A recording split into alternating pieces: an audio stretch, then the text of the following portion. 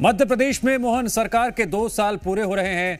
राज्य की बागडोर संभालने के बाद से सीएम डॉक्टर मोहन यादव ने ऐसे कई ऐतिहासिक फैसले लिए हैं जिसने प्रदेश की जनता को उनकी जड़ों से जोड़ा, विरासत के सम्मान से जोड़ा और संस्कृति का उत्थान हुआ। उनके फैसलों में सिर्फ धार्मिकता की झलक ही नहीं, राज्य की आधुनिकता पर भी फोकस रहा। पर्यटन से लेकर इको टूरिज्म, हर कदम को बढ़ावा मिला। सरकार कैसे विरासत से विकास की ओर बढ़ रही है, इस पर आज करेंगे बात।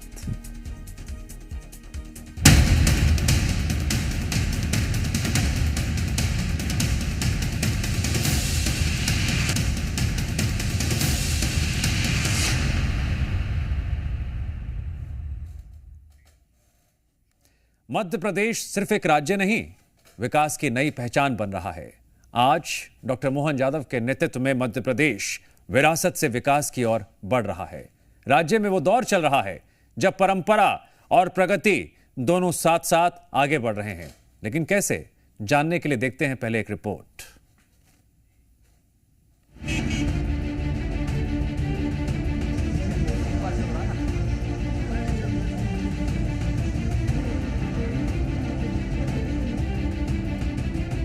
विरासत से विकास की ओर, ये सिर्फ एक नारा नहीं, मोहन सरकार की विचारधारा है। और इसी विचारधारा पर आगे बढ़कर मध्य प्रदेश विरासत, विकास और विश्वास की त्रिवेणी में अपना स्वर्णिम अध्याय लिख रहा है। ये परिवर्तन केवल योजनाओं और नीतियों का परिणाम नहीं, बल्कि ऐसे नेतृत्व की वजह से है जिसने विरासत को विकास से जोड़ते हुए राज्य को नई ऊर्जा और दिशा दी। ये नेतृत्व है मुख्यमंत्री डॉक्टर मोहन यादव का, जो सरलता, संकल्प और सतत विकास की सोच के लिए जाने जाते हैं। मध्य प्रदेश में साल 2023 में विधानसभा चुनाव में मिली जीत के बाद बीजेपी ने मध्य प्रदेश की कमान डॉक्टर मोहन यादव के हाथों में सौंपी। मोहन सरकार ने 2 सालों में मध्य प्रदेश के विकास की रफ्तार को एक नई ऊंचाई पर पहुंचा दिया है। मध्य प्रदेश, जो अपनी समृद्ध सांस्कृतिक विरासत, प्राचीन इतिहास और अद्भुत प्राकृतिक सुंदरता के लिए जाना जाता है, आज एक नए आत्मविश्वास के साथ आगे बढ़ रहा है। विरासत और संस्कृति की सुगंध मध्य प्रदेश के कण-कण में बसी है। सीएम डॉक्टर मोहन यादव की नीति है परंपराओं को संरक्षित रखना और आधुनिकता की ओर कदम बढ़ाना। उनकी इसी नीति के चलते राज्य न केवल बुनियादी ढांचे के क्षेत्र में आगे बढ़ा है, बल्कि शिक्षा, संस्कृति, पर्यटन, निवेश, कृषि और रोजगार के क्षेत्र में भी तेजी आई है।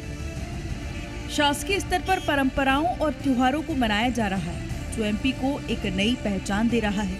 विरासत का सम्मान, संस्कृति का उत्थान एक सार्थक कदम है। मोहन सरकार के फैसले पर्यटन को नई रफ्तार दे रहे हैं। आज ही सीएम डॉक्टर मोहन यादव ने झीलों की नगरी भोपाल को बड़ी सौगात दी। सीएम डॉक्टर मोहन यादव ने भोपाल के बोट क्लब पर हरी झंडी दिखाकर शिकारा नावों का शुभारंभ किया।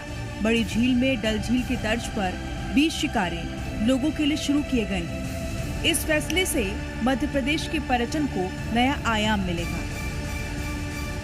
हमारी प्रदेश की सबसे बेहतरीन झील डल झील की तर्ज पर न केवल यहाँ पर्यटकों की दृष्टि से शिकारों का, बल्कि कश्मीर की तरह यहाँ सब्जी, कपड़े, मृग नयनी के माध्यम से हमारी स्वदेशी का प्रोत्साहन, जैविक सभी प्रकार की वस्तुओं का विक्रय, ऐसे कई प्रकार की सौगातों के साथ ही पर्यटन का नया केंद्र के रूप में पर्यटन विकास मंत्रालय द्वारा ये नई सौगात दी गई। मेरी अपनी ओर से बधाई। सिर्फ यही नहीं, मध्य प्रदेश की पहचान कूनो राष्ट्रीय उद्यान में भी पर्यटक आसानी से चीतों का दीदार कर सके। अंतर्राष्ट्रीय चीता दिवस पर सीएम डॉक्टर मोहन यादव ने श्योपुर के कूनो नेशनल पार्क पहुंचकर 3 चीतों को बड़े बाड़े से खुले जंगल में रिलीज किया। इस कदम से न केवल भारत में चीतों की आबादी बढ़ेगी, बल्कि इको टूरिज्म को भी बढ़ावा मिलेगा। मेरे लिए और अत्यंत महत्व का है। यशस्वी प्रधानमंत्री के आशीर्वाद से, उनकी उपस्थिति से एशिया महाद्वीप पर चीतों का पुनर्स्थापन का जो संकल्प शुरू हुआ वो धीरे धीरे करके परवान चढ़ रहा है। आज चीता दिवस के अवसर पर मैं प्रदेशवासियों को, देशवासियों को बधाई देना चाहूँगा माननीय प्रधानमंत्री। और आज हमने मादा चीता के साथ उसके 2 शावक छोड़े हैं। कुल मिलाकर के 32 चीते हमारे अपने राज्य के अंदर वर्तमान में है।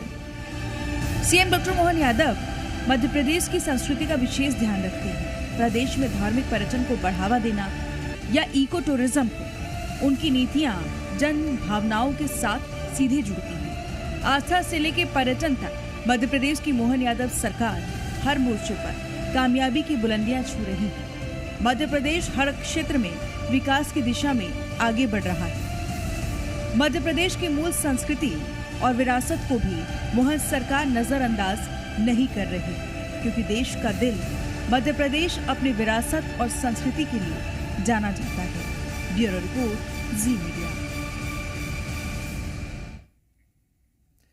जब बात होती है भारत के विरासत की, संस्कृति की, तो फिर जिक्र होता है अतुल्य मध्य प्रदेश का, जो देश का दिल भी है। और किस तरह से विरासत और विकास का अनोखा संगम मुख्यमंत्री डॉक्टर मोहन यादव के नेतृत्व में देखने को मिल रहा है। आइए शुरू करते हैं परिचर्चा। आज हमारे साथ चर्चा में जुड़ रहे हैं बीजेपी प्रवक्ता सागर कसेरा जी और वरिष्ठ पत्रकार रमेश शर्मा जी। मैं आप दोनों मेहमानों का बहुत बहुत स्वागत करता हूं। सागर कसेरा जी, एक वो दौर था जब मध्य प्रदेश की संस्कृति और विरासत की बात होती थी तो जिक्र उज्जैन और खजुराहो तक सीमित रह जाता था, लेकिन मुख्यमंत्री डॉक्टर मोहन यादव के नेतृत्व में हम देख रहे हैं कि हर महीने कुछ ना कुछ ऐसे फैसले लिए जा रहे हैं जो मध्य प्रदेश को पर्यटन के क्षेत्र में, सांस्कृतिक के क्षेत्र में और साथ ही साथ यहाँ की विरासत को देश के हर कोने में उसकी गूंज सुनाई दे रही है। इसके पीछे आप क्या क्या वजह मानते हैं और क्या आपको लगता है कि मध्य प्रदेश विरासत अपनी जिस तरह से आगे बढ़ा रहा है, संस्कृति को आगे ले जा रहा है, पूरे देश में नहीं बल्कि विश्व में इसकी एक अमिट छाप पड़ रही है? बिल्कुल, मैं स्पष्ट रूप से कहना चाहूँगा, माननीय मोहन यादव जी की संवेदनशील सरकार और डबल इंजन की नेतृत्व में ये सरकार ने पर्यटन के क्षेत्र में इको टूरिज्म को डेवलप करने के लिए विकास भी और विरासत भी के संक्षिप्त और बेहतर प्रयास करते हुए एक ऐसा आयाम छूने की कोशिश की है जिसके माध्यम से आज हम देख पा रहे हैं कि कूनो का चाहे नेशनल पार्क हो और चाहे अपने भोपाल की जो लेक हो, उसे डल झील के रूप में एक प्रकार से डेवलप करने का जो एक बेहतर एक विकल्प मध्य प्रदेश की गवर्नमेंट देने जा रही है। मुझे लगता है ये अपने आप में एक अनोखा प्रयास है, जहां 20 शिकारा जैसे जो मध्य प्रदेश की डल झील पर उपलब्ध कराए गए हैं। ये अपने आप में एक ऐतिहासिक काम मध्य प्रदेश की गवर्नमेंट ने मोहन यादव जी के नेतृत्व में किया है। अब इसके माध्यम से हम देखते हैं कि जहां हमारे प्रदेश के अंदर इको टूरिज्म डेवलप हो रहा है, बेहतर तरीके से एक परिवर्तनकारी नेतृत्व ने टूरिज्म के क्षेत्र में मध्य प्रदेश को एक टूरिज्म के क्षेत्र में अग्रणी राज्य देश के अंदर बना दिया है। जहां अगर हम इस बात पर गौर फरमाएं तो जहां कांग्रेस के कालखंड में कुछ 1.25 करोड़ के आसपास टूरिस्ट मध्य प्रदेश में कभी आते होंगे, आज वो आंकड़ा तकरीबन 15 करोड़ के आसपास पहुंच चुका है। और ये सिर्फ एमपी के अंदर भोपाल या कूनो तक सीमित नहीं है। अगर हम इस बात पर गौर डालें तो उज्जैन का महाकालेश्वर, जो उज्जैन के अंदर महाकाल लॉक डेवलप हुआ, इसी प्रकार से अभी राम वनगमन पथ के ऊपर जो निर्माण कार्य हो रहे हैं, ये सब कुछ अभूतपूर्व है। तो ऐतिहासिक विरासत को संजो करके मोहन यादव जी की संवेदनशील सरकार और विकासशील पहल की है, जिससे पर्यटन को एक नया आयाम मिल रहा है और जिसके माध्यम से पूरे देश का टूरिस्ट मध्य प्रदेश में आकर्षित होगा। अभी माननीय मोहन यादव जी ने स्पष्ट रूप से बताया कि सिर्फ शिकारा जैसी लेक पर नाव बस नहीं चलाई गई हैं 20, इसके अलावा वहाँ उस प्रकार की सब्जियां वितरित हों, वैसा खाने का बंदोबस्त किया जाए, वैसे उसी प्रकार का वातावरण उनको दिया जाए, ऐसा एक पूरी व्यवस्था करने का एक बेहतरीन प्रयास है। अभी ये बहुत शुरुआती चरण में, आज 20 नाव आई हैं और हम देखेंगे कि ग्रेजुअली जैसे जैसे टूरिस्ट का आकर्षण और बढ़ता चला जाएगा, उसी प्रकार से उसी अनुपात में मध्य प्रदेश की सरकार इस क्षेत्र में और भी बेहतर प्रयास और बेहतर कार्य करती चली जाएगी। जी, रमेश शर्मा जी, प्रयास में बहुत ताकत होती है। ये ताकत लगातार मोहन सरकार दिखा रही है और उसी का नतीजा मध्य प्रदेश में हमें जगह देखने को मिल रहा है। कुनो पार्क में हमने देखा, भोपाल में हमने देखा। अब एक जो सपना जो लोगों को लगता है कि जम्मू कश्मीर के हम डल झील जाएंगे, वहां शिकारे में बैठेंगे, अब ये सपना हकीकत में तो भोपाल में देखने को मिलेगा। क्या आपको लगता है कि अतुल्य मध्य प्रदेश के लिहाज से जो ये विरासत और संस्कृति का अनूठा समागम देखने को मिल रहा है, इसके पीछे मुख्यमंत्री डॉक्टर मोहन यादव की वो सोच एक अग्रणी भूमिका निभा रही है, जिसमें वो हर क्षेत्र में खास ध्यान दे रहे हैं, लेकिन विरासत, मध्य प्रदेश की विरासत को, उसकी जो गूंज चारों तरफ सुनाई दे, उसके लिए वो और ज्यादा प्रयत्नशील है। ये निश्चित रूप से आपने बिल्कुल ठीक कहा। मुख्यमंत्री मोहन यादव जी विकास तो कर ही रहे हैं, लेकिन विरासत को भी सहेज रहे हैं। यदि हम विरासत की दृष्टि से मध्य प्रदेश के भूभाग को देखें, तो यहाँ भूभाग, ये उस समय जो सृष्टि का जब निर्माण हुआ, तो जो आरंभिक धरती अस्तित्व में आई, तो अरावली, विंध्याचल और सतपुड़ा के बीच की ये जो धरती है, तब अस्तित्व में आई थी। हमारे यहाँ नर्मदा, चंबल और बेतवा ऐसी नदियां हैं, ये तब भी थी जब गंगा नहीं थी। तो कृष्ण भी यहाँ पढ़ने के लिए आए हैं। और विदेशी अगर हम यात्रियों की बात करें, तो 2000 साल पहले हेलियोदर मध्य प्रदेश आया, विदिशा में उसका स्मारक बना हुआ है। फाइयान यहाँ पर आया, हेंसान यहाँ पर आया, अल बरूनी 10वीं शताब्दी में यहाँ तक आया। तो कुल मिलाकर के मध्य प्रदेश का आकर्षण बहुत अलग रहा है। और यहाँ हीरे की खदानें यहाँ पर हैं।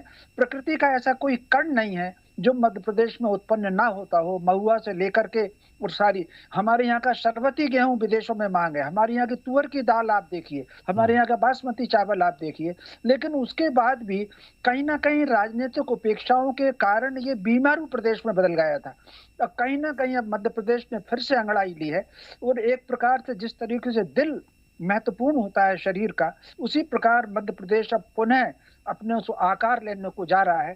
तो ये टूरिज्म की दृष्टि से तो जो गिनाए ही है कसेरा जी ने, बल्कि आप कल्पना कर सकते हैं जिस तरीके से गीता का जन्म कृष्ण जी ने उपदेश भले कुरुक्षेत्र में दिया है जो हरियाणा में है, लेकिन गीता का जन्म मध्य प्रदेश में उज्जैन के संदीपनी आश्रम में हुआ। एक पंक्ति में भगवान परशुराम जी ने उनको एक पंक्ति में जो गीता का ज्ञान दिया था, वो आगे चल करके उन्होंने 573 श्लोकों में विस्तार करके दिया। रामायण काल में हमारे यहाँ उपलब्धि मिलती है। विदिशा का राज्य राम जी ने अपने छोटे भाई शत्रुघ्न के लड़के शत्रुघाती को दिया था। तो यहाँ 2.5 लाख वर्ष पुराने मानव सभ्यता के अवशेष निकले हैं जो उज्जैन में बाकणकर संस्थान में स्थित है। तो मैं समझता हूँ उन सारी चीजों को पुनर्स्थापित करना ये मोहन यादव जी ने आरंभ किया है और तीनों दृष्टि से उन्होंने काम किया है।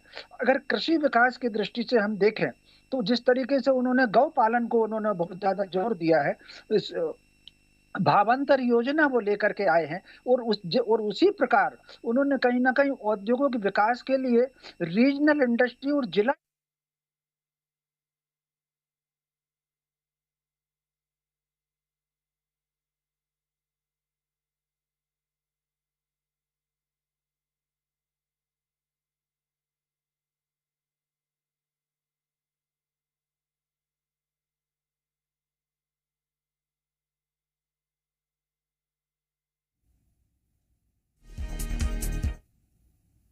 आरजी सोनी जी, आपको मेरी आवाज आ रही है? जी आरजी सोनी जी, ये मोहन यादव जी आरजी सोनी जी, आपसे मेरा सवाल यह है कि मध्य प्रदेश के बहुआयामी विकास को आप लगातार देख रहे हैं, लेकिन अब विरासत भी देखने को मिल रही है। सांस्कृतिक धरोहरों को किस तरह से यहाँ पर उस पर नजर रखी जा रही है और उसके जरिए लोगों को आकर्षित किया जा रहा है। मुख्यमंत्री डॉक्टर मोहन यादव ने हाल ही में कई ऐसे फैसले लिए हैं, और फिर किसी एक क्षेत्र की बात नहीं है, पूरे मध्य प्रदेश में ऐसे कई स्थल हैं जहां पर जोर दिया जा रहा है। आपकी इस पर क्या प्रतिक्रिया है?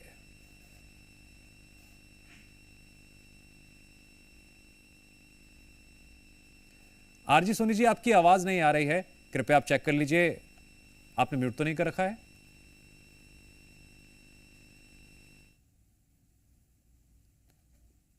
आरजी सोनी जी,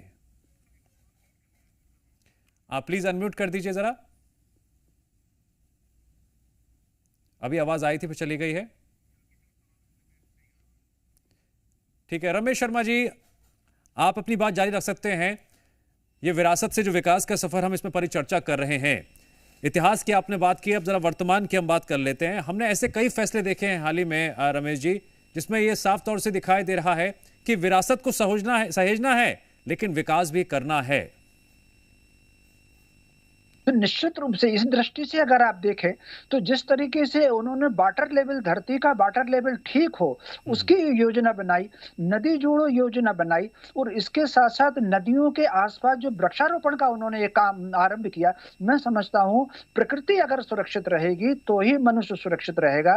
और विशेषकर जो स्टार्टअप की योजनाएं बना करके नौजवानों को रोजगार का उन्होंने जिस तरीके से हाथ दिया, और ये जो सौंदर्यीकरण, नगरों का सौंदर्यीकरण, न केवल कृष्ण पाथ थे बल्कि राम पथ गमन के लिए भी जो उन्होंने धन आवंटित किया, जाना पाव में परशुराम लोक बनाने की उन्होंने घोषणा की है, और ओंकारेश्वर जहां पर भी आदि शंकराचार्य जी और कपिल मुनि की जो तपोस्थली ओंकारेश्वर रही है उसके विकास की जो उन्होंने बात की है, मैहर लोक बनाने की बात की है, सलकनपुर को विकसित करने की बात की है, तो स्वाभाविक रूप से और फिर सबसे बड़ी बात जो 19 पवित्र स्थल मध्य प्रदेश के थे उनको शराब मुक्त घोषित किया है। तो मैं समझता हूं ठीक है, मैं जरा इस चर्चा में एक और विषय को लाना चाहता हूं। आरजी सोनी जी, आपको मेरी आवाज आ रही है अब?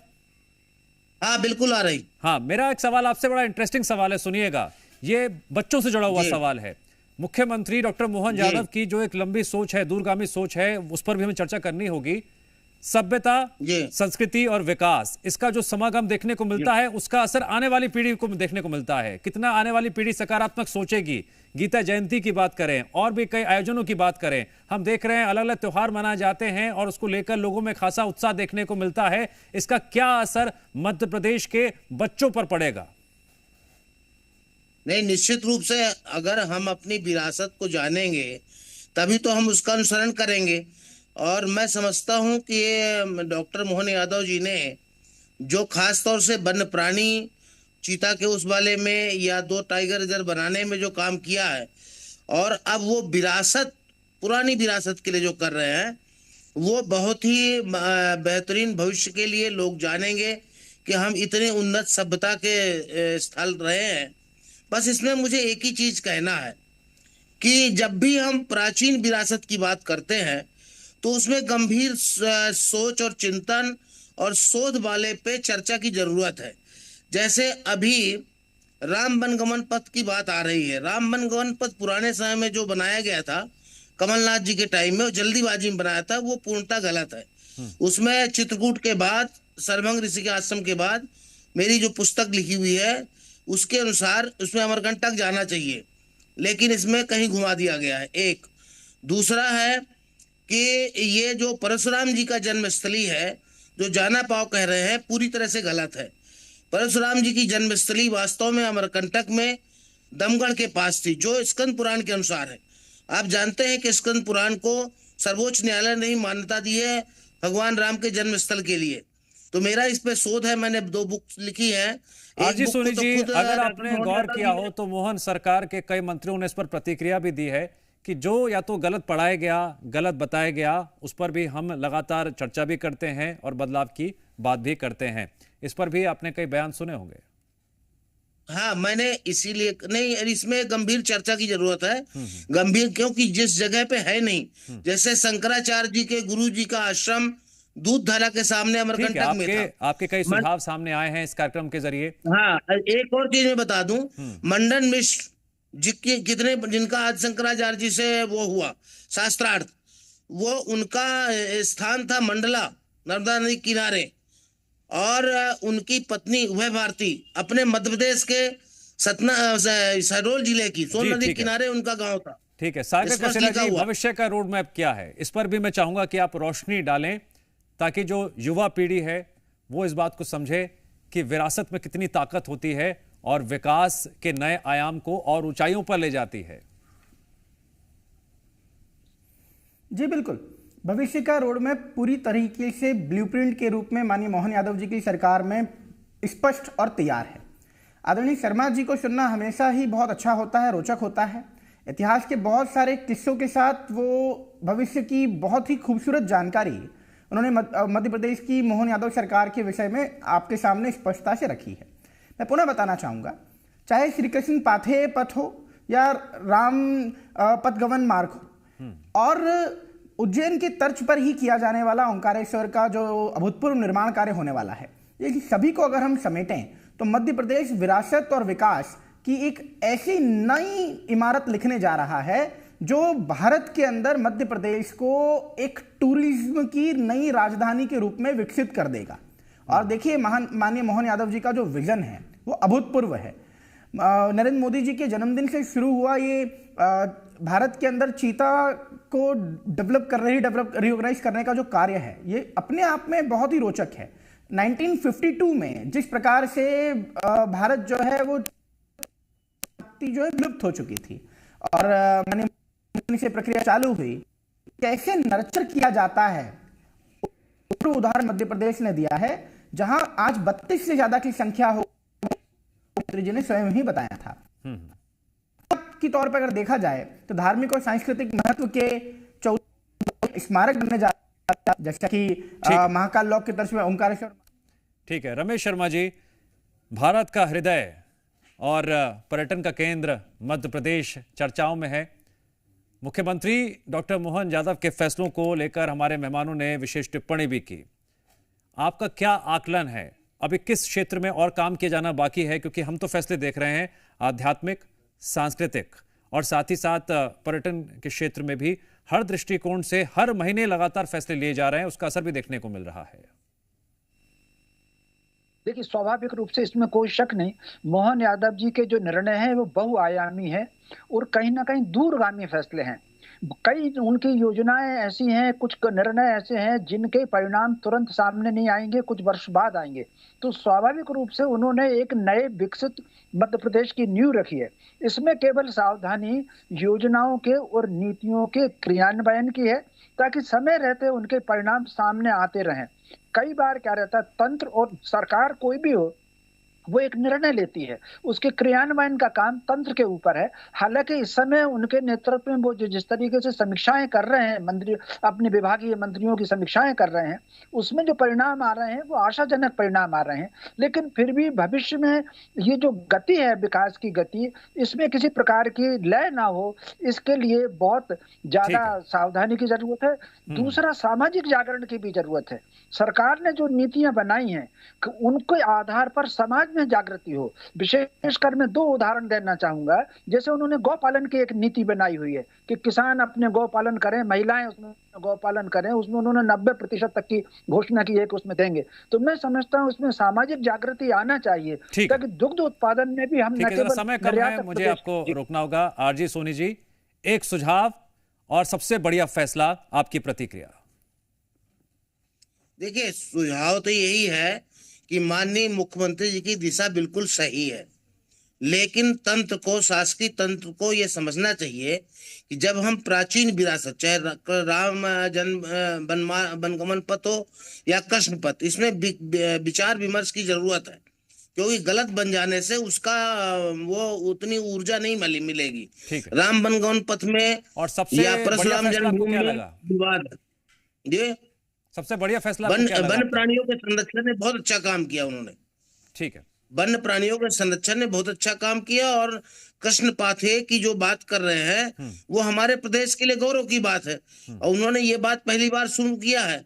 इसमें इतना ही मैं कहना चाहता हूं कि इसमें गंभीर चिंतन और जो इस पर काम कर रहे हैं उनके बीच विमर्श होना चाहिए। चिंतन, मनन और संकल्प, और उसी का नतीजा होता है कि अच्छे फैसले सामने आते हैं और उसका असर मध्य प्रदेश के लोगों को तो मिलता ही है, पूरे देश में चर्चा होती है। बहुत बहुत शुक्रिया आप सभी मेहमानों का इस चर्चा में जुड़ने के लिए।